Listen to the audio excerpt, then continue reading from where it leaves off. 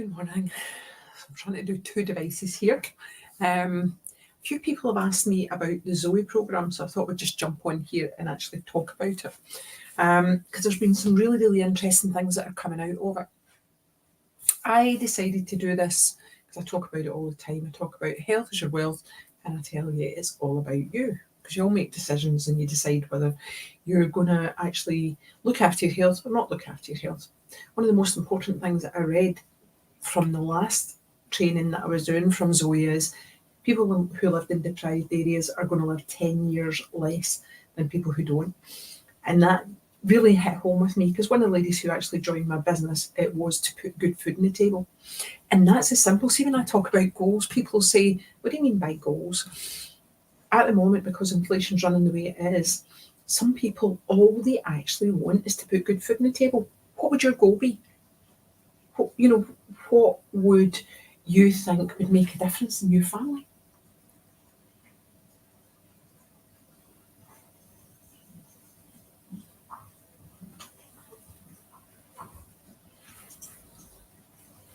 So I'm back here.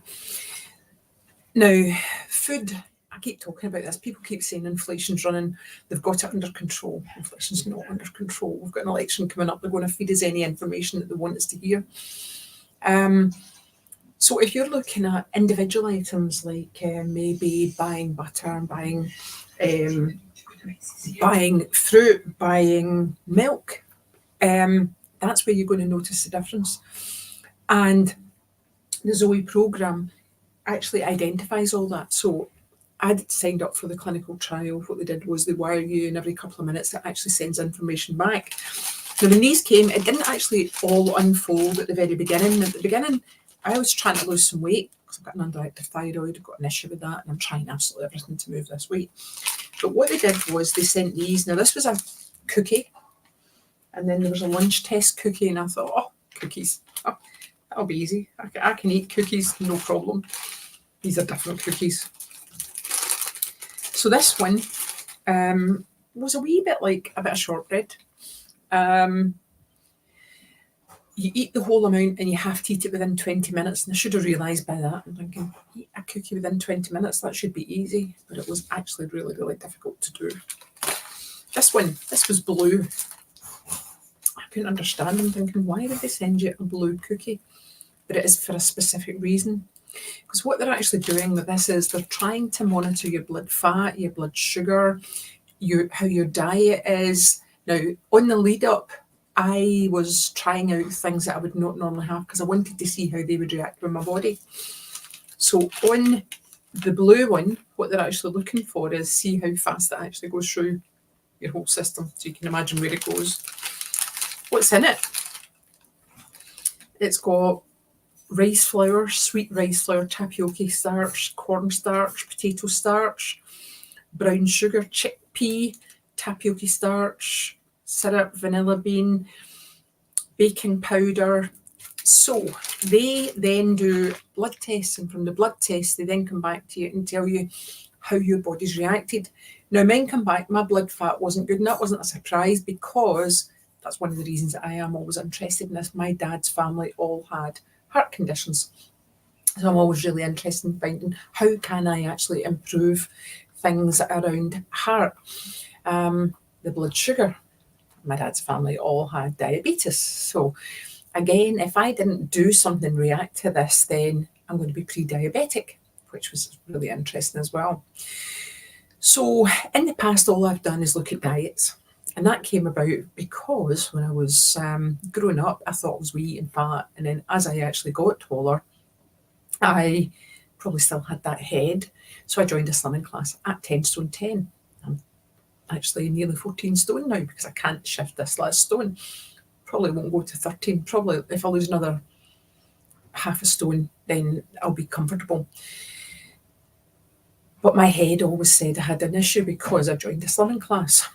Some of the things that's actually highlighted is how bad the slimming classes actually are. I remember the first slimming class I joined was don't take butter, take margarine. Margarine is 1 molecule away from plastic, and if you take that, your body won't break it down. Second thing was milk. Well, we should take blue milk because it's actually better for us. The other thing is eat 30 plants. Now, when they said that, I'm thinking 30 plants, there is no chance I'm going to be able to eat 30 plants. But do you know something? I'm actually up over 20 now, just by making a change. So one of the things that's really highlighted for me, and I never even thought it was an issue, was constipation. I always would have said to you, I take enough fibre, I'm really conscious of that, I watch what I'm doing and so on, but you don't take nearly enough fibre. And I did a training recently, actually, because I have a lifestyle business, which is health as well. I did a training on fibre, and fibre is a huge one where people do not take enough fibre. So just make a simple tweak. Can you do this in the morning? Do you like overnight oats? So if you went to Slimming World, they would tell you to take overnight oats. That's absolutely brilliant. What I've now been taking it with is a lot of yogurt. And it's really interesting because you scan it and it tells you how much you can actually take, and it tells you what one you can take and whether you can take it freely. So yellow ones, green, flavoured ones, they do not like those at all. But if I look at the yogurt that keeps coming up for me at the moment, it would be something like Tesco's Total Fat. It's got a really, really good. The strange thing is coffee. Now, when I'm in menopause, they told me wheat, dairy and coffee, eliminate it, and then you can maybe bring it back in. Strange thing is, coffee. I can have 2 big cups and it actually changes things, which is great. What they'll tell you is don't take orange juice, don't drink orange juice, take the actual orange, again, because of the fibre part. So it gives it all a score out of 100. Oranges, 77 out of 100. Coffee, 83 out of 100. Now, cashews, 92 out of 100. You go to a slimming class, they'll tell you not to eat cashews. And again, when you're menopausal, one of the things you need is the good fats because of the osteoporosis. So that's always really interesting as well. Dark chocolate. I haven't had a piece of milk chocolate anything since I started it, probably about 6-7 weeks ago. Avocados, 98. Again, slimming classes tell you don't eat avocado. Homemade lentil soup, 94. Now, we love soup. I'm just going to make a pot of lentil soup just now. Lettuce, 99. Basil, 82. Quaker porridge oats are 51. So I've been having the porridge oats, but I've also been having, it's actually about finding a good cereal, and I found a really good one, which was Sainsbury's one. I think it's called Be Kind. So Phage Total 5% fat natural Greek yogurt. I actually walked around Morrison's, I walked around Tesco, and I walked around Sainsbury's scanning everything to make sure I get the right one. Chia seeds, 100. Unsweetened almond milk is 54. The yogurt is 83. Now, Sainsbury's salted almonds are 100. Chicken breast is 67. Onions, 78. Butternut squash, 82. Organic peanut butter, 65. The Aldi breakfast yogurt is 84. Flax seeds are 100 as well. Now, I was away at the weekend and I was trying to be really good, but that's actually difficult when you're away, trying to go around and try and find something. The best place I found was Pret, and I got like a Bircher muesli yogurt, which had overnight oats and it had some things in it. I managed to get an apple and I managed to get a tangerine. I wouldn't have normally done that. I would have taken a sandwich, and it's actually just making a simple tweak. Now, the interesting thing is what it does is it gives you an improvement. So this week my score is 59. I'm trying to get it to 75. Last week it was 47. And this is where I say to everybody, improvement is the best thing. The week before I was 57, but that's because I was away twice last week. So it's more difficult when you're away, that's for sure. 49, 54, but it was 39 when I started. So it was 40 actually when I started. It was 40, then the next week it was 39. So this was me just getting to know it.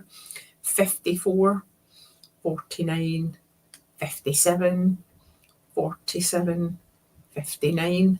So this week I'm on 59, but it's because I'm making good choices.